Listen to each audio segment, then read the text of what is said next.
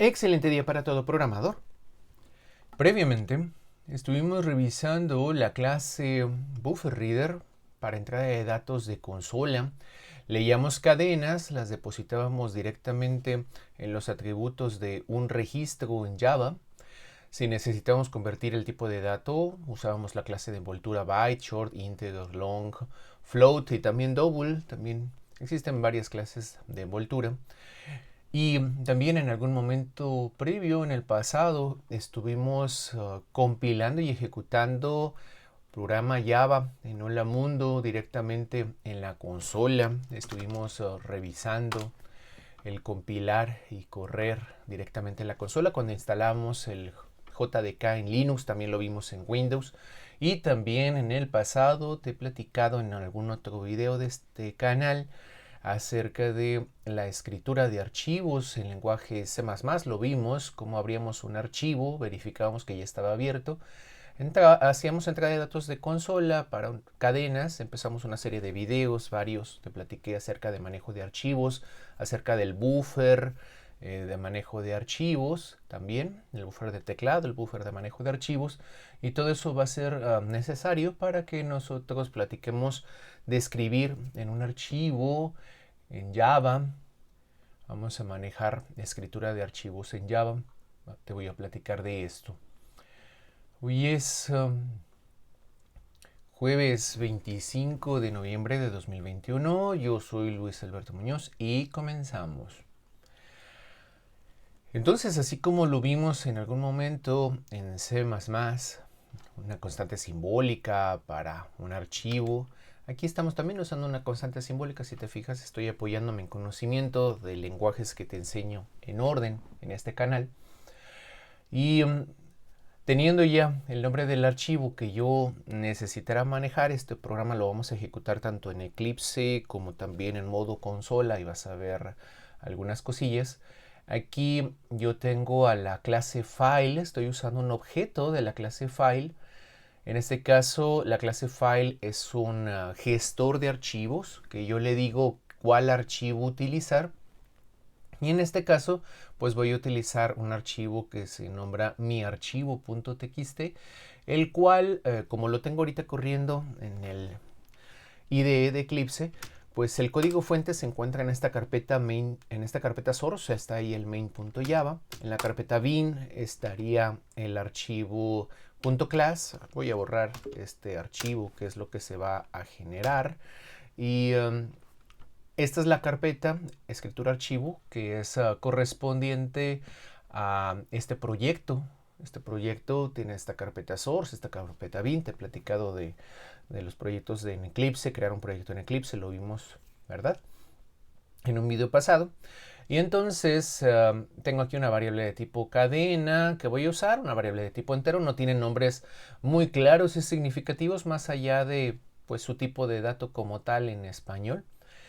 Y también te platiqué en el video anterior acerca del try catch para atrapar una excepción de entrada-salida. Te platiqué de los errores que podrían ocurrir con la entrada-salida. Entonces, apoyándonos en ese conocimiento, pues ya conocemos a Buffer Reader para entrada de datos de consola. Y ahora, en lugar de hacer la impresión en la consola estándar, en este caso system.out nos ayudaba este objeto, out es un objeto de la clase system, a través de su método println nos permitía escribir en la consola cadenas, ¿verdad? Se imprime texto en la consola y ahora en lugar de imprimir en la consola, pues vamos a imprimir en un archivo. Para poder imprimir en un archivo vamos a utilizar a PrintWriter, que es una clase que cuenta con un constructor que necesita recibir la referencia a un objeto que le apoye para hacer ese trabajo. En este caso sería FileWriter. Si te fijas, cuando construimos a Buffer Reader, que lo construimos así de esta manera y dices, pues yo me lo aprendo en cómo está, cómo se teclea esto, pues hay que comprender que system.in es un objeto que gestiona la entrada de datos de la consola, la alimentación del teclado, que cae en el buffer de teclado.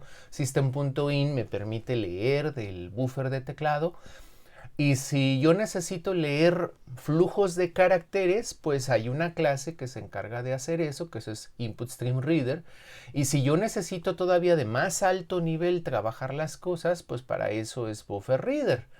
Entonces a BufferReader le das la referencia de quién le ayuda para leer muchos caracteres y a este le das la referencia de quién es quien me provee de datos, en este caso es la consola, pero pues también te podría proveer de datos un archivo.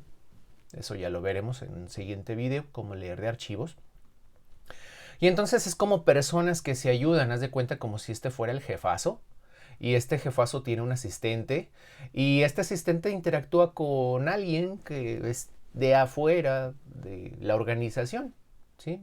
Fuera de la organización nos llega un paquete, no sé, de mensajería de alguna compañía y entonces este compa es el que recibe la información, la procesa y luego se la entrega al jefe y cuando tú necesitas algo del jefe, pues le pides directamente al jefe. En este caso, consola va a ser el jefe en este diseño para la entrada de datos que yo tecleé de la consola y yo le voy a pedir al jefe que me entregue pues el reporte de toda una línea de texto que el usuario me haya dado. Eso lo vimos en el ejemplo anterior con el BufferReader, ¿sí? Leíamos cadenas y luego pues así como que yo soy el cliente, yo soy quien pide, yo soy el main, soy quien necesita de este personaje de esa organización, en el ejemplo anterior, y lo mismo pasa aquí. Entonces a la hora de escribir en un archivo, haz de cuenta de que este es el jefe del departamento de escritura de archivos y él se apoya en un asistente que le ayuda a escribir en un archivo, en este caso, porque pues el jefe podría escribir en donde sea, podría escribir en el pintarrón, podría escribir en un archivo, podría escribir en la red de computadoras, podría escribir en diferentes lugares. Entonces se apoya de alguien que es especialista en escribir archivos, así como hay especialistas entre los asistentes de algún jefe de una organización. Pues entonces FileWriter es un especialista en escribir archivos. Tú sabes que cuando creas un objeto, pues tú podrías asignar en una variable la referencia de quién es ese objeto al cual estamos referenciando, pero si no necesitamos una variable, pues se lo entregamos directamente aquí, entre paréntesis, quién va a ser su asistente y hasta ahí se queda. No necesitamos una variable de tipo FileWriter, como si la estamos usando para el archivo, que si estamos depositando en una variable ese archivo, pero también si te fijas esta variable archivo file la tengo aquí para desglosártelo pasito a pasito. Sin embargo, si te fijas archivo file, pues no hay ninguna otra lugar en donde se esté utilizando esta variable. Así es que en potencia podríamos haberle entregado esto aquí. Y entonces esto se vuelve pues todavía más loco, ¿verdad? Que new printWriter, new FileWriter, new file. Entonces te lo desgloso de esta manera para que quede un poquito más así, más facilito quizás de digerir con tiempo. Tu cabeza se acopla a todo esto que estamos haciendo, ¿no? Entonces, PrintWriter va a ser el representante del archivo a la hora de que yo necesite escribir en el archivo, pues le voy a pedir a este objeto que representa el archivo y él, cuando yo le invoque métodos a este objeto, pues se le va a pedir ayuda a este otro tras bambalinas. Tú cuando le pides al jefe de una organización algo, que tú eres el cliente de la organización y tú le pides algo al jefe, pues tú no sabes en cuánta gente se apoya a él. Pues aquí tú no sabes más allá de esta línea que tú le estás viendo, cómo funcione tras bambalinas el PrintWriter cada que yo le invoco un método. Por ejemplo, le invoco print aquí a archivo y pues adentro del método print de seguro le está invocando métodos a este objeto para que entonces se traslade este hola espacio hacia el archivo, que en este caso sería mi archivo txt. Vamos a compilar y correr esto. Entonces aquí dice, escribe texto para el archivo, eso es esta línea, si te fijas, estamos por acá. Pero yo, antes de llegar a esta línea, yo le pedí al archivo ¿sí? Le pedí a este objeto que representa el archivo que imprimiera hola espacio. Si yo ya le estoy pidiendo imprimir, pues significa que ese archivo se debe de crear si no existe. Y si te fijas aquí en donde está mi proyecto en el workspace de Eclipse, aquí está mi archivo .txt. Yo le doy doble clic y si te fijas, pues no tiene contenido el archivo. Si yo le doy clic derecho, propiedades, el archivo tiene 0 bytes. Esto de estar viendo los bytes que tiene el archivo, te lo platiqué ampliamente con varios videos, de una secuencia de videos acerca de manejo de archivos, tanto de texto como archivos binarios.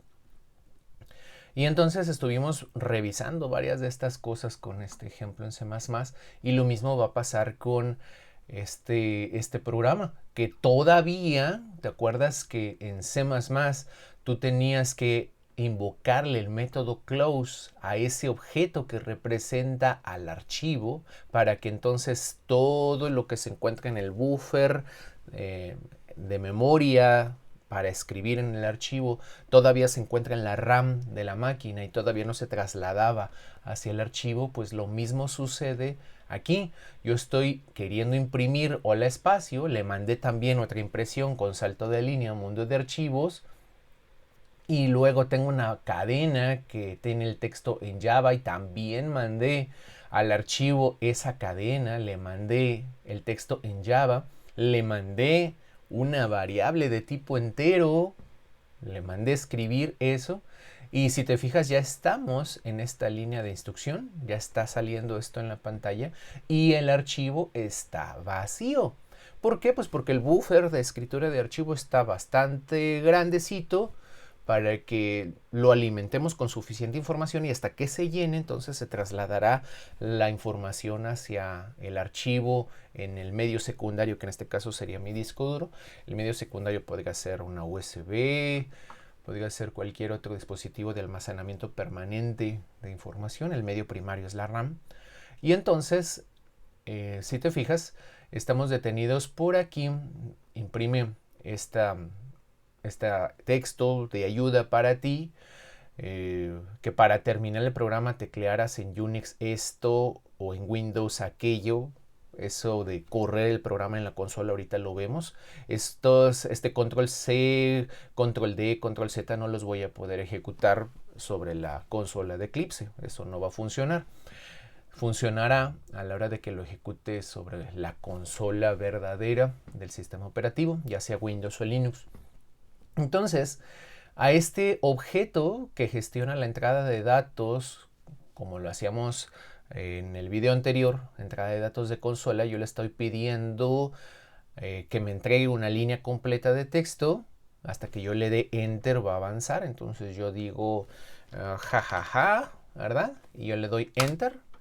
Y entonces ese jajaja se va a asignar en la variable cadena, que la estoy, si te fijas, reutilizando. Con ese texto jajaja se está alimentando. Y si te fijas, esta asignación, ¿sí?, la coloco dentro de paréntesis, ¿sí? Aquí están los paréntesis que la envuelven, si te fijas. Entonces está revisando que sea diferente de una cadena nula. Es cierto que es diferente de una cadena nula. Una variable a asignarle nulo sería que, por ejemplo, le asignáramos esto. Eso sería valer null, pero como si le estoy alimentando de datos, ¿verdad? Está funcionando el readline, pues entonces me está entregando algo que no es nada. Y entonces luego voy a comparar la cadena a ver si es igual a gatito, al símbolo de gatito. Entonces, donde este método equals me regresa un true, o sea que fuera igual a gatito, que no es igual a gatito, yo escribí jajaja, pues entonces terminaría mi programa. Para eso está diseñado ese símbolo de gatito en este programa. Dice que si no es igual a gatito, entonces se escribe en el archivo esta cadena. O sea que este jajaja se habría trasladado al archivo. Tú podrías estar escribe y escribe y escribe y escribe y escribe y escribe en este archivo. Y si te fijas, aquí le damos en propiedades otra vez. Y pues sigue de 0 bytes. Todavía el buffer que se maneja para la escritura de un archivo, pues todavía no se llena. Y quizás en algún momento ya se llene y ya verías que al abrir el archivo ya tendría información, pero pues tendrías que hacerlo bastante texto, darle de alimentación para que entonces se vaciara ese buffer. ¿De qué tamaño sea el buffer? ¿Cuándo se traslade hacia el archivo? Eso lo va a controlar Java. ¿Sale? Entonces, yo puedo escribir otro texto porque si te fijas estamos en una iteración. Va a detenerse otra vez, la aplicación sigue funcionando si te fijas. Vamos a escribirle jejeje y jijiji. Ahí está. Jijiji. Ahí está. Y luego le vamos a poner un gatito. Luego que le escribimos un gatito, ¿verdad? Hicimos un readline de la cadena GGG. Como GGG no era gatito, entonces se mandó al archivo. Y luego hicimos otro readline de jijiji. Y luego no era gatito y entonces se mandó hacia el archivo. Y luego leímos aquí de la línea de texto un gatito, ¿verdad? Ya no hicimos el jojojo. Y entonces esta cadena valió gato, ¿sí? Valió gatito. Y entonces cadena equals gatito, comparar una cadena con otra, ¿verdad? Me está dando verdadero, que sí es el gatito, ¿verdad? Entonces esto devuelve un true, la invocación a comparar con el equals, y negar un true pues significa false, y un false pues significa no ejecutar esta parte, ¿verdad? De leave, y entonces irse por el else. El break rompe la estructura de control y entonces avanzamos. ¿Te acuerdas cuando te dije que hasta que le hiciéramos close al archivo, cuando lo estábamos viendo C++, hasta hacerle close, entonces se vaciaba el buffer y se escribía en el archivo? Pues eso va a pasar cuando tú le invoques a este objeto archivo el método close. Así como abrimos esta fuente de datos de entrada, fue un open para la fuente de datos de entrada. Siempre a todo dispositivo que se abre, pues hay que cerrarlo. En este caso estamos cerrando la consola, así como cerrábamos el escáner. Y para el archivo, pues también lo estamos cerrando. Y al cerrarlo, pues todo el buffer se va a trasladar hacia el archivo. El programa, si te fijas, ya se cerró porque siguió avanzando después del while. Terminó estas instrucciones y entonces ya terminó aquí el programa, ya no hizo nada del catch, no hubo ningún error de entrada-salida, ni para leer del teclado, ni para escribir en el archivo. Si hubiera existido alguna excepción, pues entonces habrías visto un texto en rojo, system.r imprime en rojo, ¿verdad? Entonces no vimos nada de eso. Y si te fijas, pues aquí está de color lo que fue entrada de datos del usuario aquí en la consola de Eclipse. Y si nos vamos a ver el archivo, si te fijas, se creó este archivo en la carpeta a partir de donde se está ejecutando el proyecto. El código fuente está aquí, el código objeto está acá, y a la hora de ejecutar esta aplicación desde Eclipse, pues la carpeta base es la carpeta del proyecto. Entonces, eso de la carpeta base lo necesitas tener consciente, donde se terminaría escribiendo ese archivo. Y si te fijas, aquí está todo lo que le mandé a escribir. Primero le mandé a escribir con print, sin salto de línea, hola espacio, y entonces esto de hola espacio se trasladaría hacia el archivo. Y luego le dije mundo de archivos, y entonces esta otra cadena se mandó junto con un salto de línea que aquí tú estás apreciando. Y luego esta cadena Java como objeto string la mandé con println, y entonces aquí estás viendo ese texto junto con un salto de línea. Luego invoqué el println entregándole una variable de tipo int. Le puedes entregar una variable de tipo primitivo también. El println es un método sobrecargado para tener diferentes tipos de datos que tú le puedas enviar. Eso de la sobrecarga de métodos, en algún otro video lo podemos platicar más ampliamente. El caso es de que tenemos un método println que puede recibir un string, y tenemos un println que puede recibir un entero, y entonces ese entero se está trasladando hacia acá. Y luego todo lo que le alimenté aquí en la consola, el jajaja, jijiji, ¿sí? Para que te rías, se está trasladando también hacia el archivo, ¿verdad? Entonces, esa información se trasladó hacia el archivo y el asunto es que recordando cómo compilábamos, vamos a abrir aquí en una terminal, en un episodio pasado que instalamos el JDK en Linux y algo reciente en el tiempo que lo instalamos en Windows. Aquí tenemos el main.java, ¿te acuerdas? Aquí estaba el main. Y entonces aquí yo compilo javac main.java, ¿verdad? Y entonces aquí se genera el .class aquí mismo, ¿verdad? Y entonces aquí aparece el main.class y yo digo java main y entonces se ejecutaba aquí en la consola el hola feliz, ¿verdad? Entonces algo así podríamos hacer con lo que se encuentra en la carpeta bin. Aquí está main.class en la carpeta bin, que es la representación en código objeto. Aquí estamos abriendo la consola en la ubicación del archivo. Y entonces aquí yo estoy en Linux, le pongo el s-l, aquí tengo el main.class y si yo digo java espacio main, pues se va a ejecutar este programa aquí en la consola de Linux. Dice allí, escribe texto para el archivo y lo que habíamos visto al principio. Si te fijas aquí, si te diste cuenta o le regresas al video, apareció mi archivo txt y sigue vacío. ¿Sí? Está vacío, aunque ya le habíamos mandado texto antes de esta entrada de datos que aquí está esperándome. El buffer todavía no se llena, entonces pues no se escribe nada en el archivo. Es necesario esperar a que el buffer se llene por eficiencia. Si a cada rato tocáramos el archivo para escribir, el programa funcionaría muy lento. Se manejan los buffers para eficiencia de escritura. Entonces a la hora de que yo aquí le doy otro jojojo, vamos a poner el jojojo y un jijiji, ¿sí? Y un gatito, ¿te acuerdas? Entonces acá es de 0 bytes, ¿verdad? Si te fijas allí, dice 0 bytes. Le damos aquí un enter. Y si te fijas acá ya cambió a 51 bytes. Ya tiene 51 bytes el archivo. Aquí lo dice, en este ladito. Y aquí le damos doble clic. Dice que si lo quería recargar, bueno, le pude haber dado al botón recargar. Y entonces aquí se imprimió el jojojo y el jijiji, ¿verdad? ¿Sale? Decía aquí que yo podía utilizar en Unix, que estoy yo ahorita usando Linux y Linux es un hijo de Unix en cuanto a diseño de sistemas operativos, pues Unix tiene su forma de trabajar y Linux toma sus bases para funcionar, pues entonces yo podría ejecutar este programa de nueva cuenta.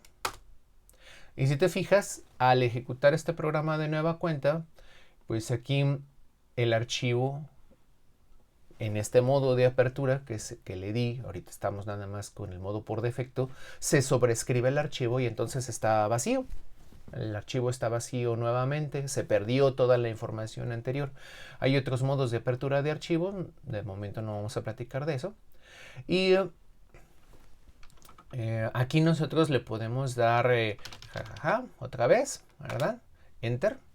Y dice aquí que si yo escribo control D podrá terminar ese programa. Vamos a poner control D, ¿verdad? Aquí te lo comento el control D. Y si te fijas aquí abrimos el archivo y entonces ahí terminó.